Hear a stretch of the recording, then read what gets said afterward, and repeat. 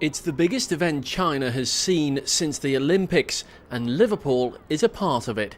When I was last at the Expo site 6 months ago, this was an empty shell. Today, it's been transformed into a mini-Merseyside. I want to introduce the guys who sit in the middle. His name is Bill Shapley. This is the Liverpool Pavilion, the only UK city to have a dedicated presence at the Expo. Liverpool isn't missing a trick. Welcome to my city, Liverpool. On top of the message from Macca, visitors can experience a 3D movie about the area from the makers of Avatar. This might be the World Expo, but the majority of visitors will be Chinese. And with the country being a future financial powerhouse, the message is to the point. This might be about business, but video games developed in Liverpool, numerous videos filmed in the city, and a chance to make your own Mersey beats ensure the experience will be a memorable one. And what would a visit to any version of Liverpool be without a touch of football? But is the pavilion working better than my football skills? People maybe just know London of your country.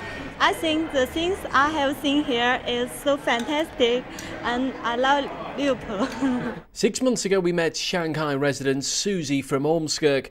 She's now excited about Liverpool's presence in her adopted home.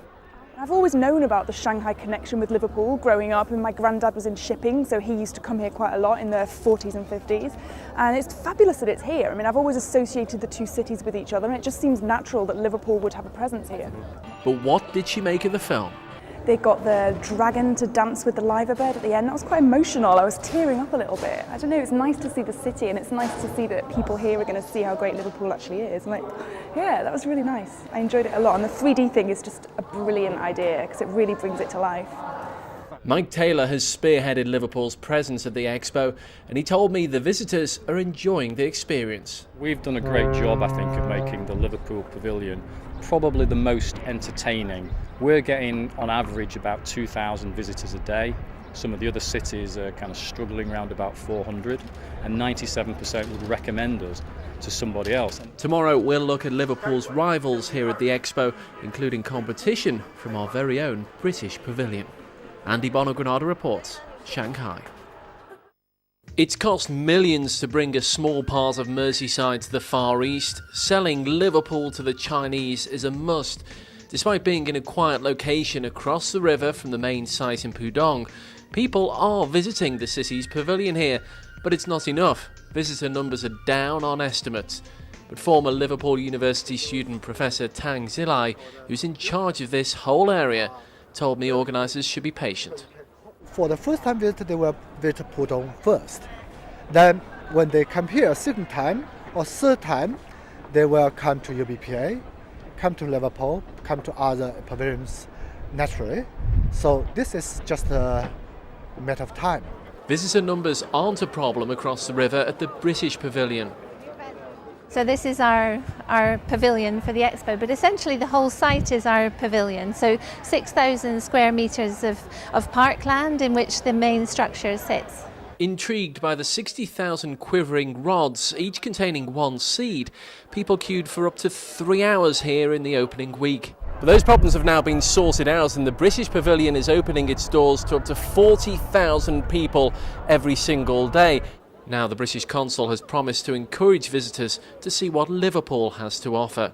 The visitors here, meanwhile, need no encouragement. The theme of it is quite interesting, said this man. Seeds are vital for our present and future.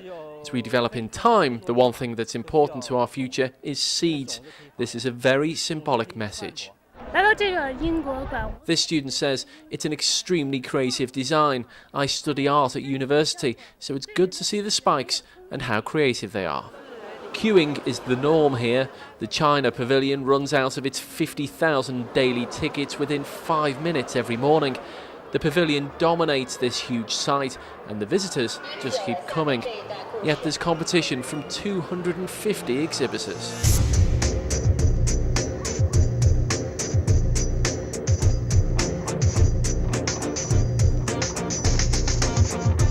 Each country has a different message about how to create better cities. Germany says the most important thing is to keep a healthy balance of work and play. And I couldn't agree more. Andy Bonner-Granada reports, Shanghai.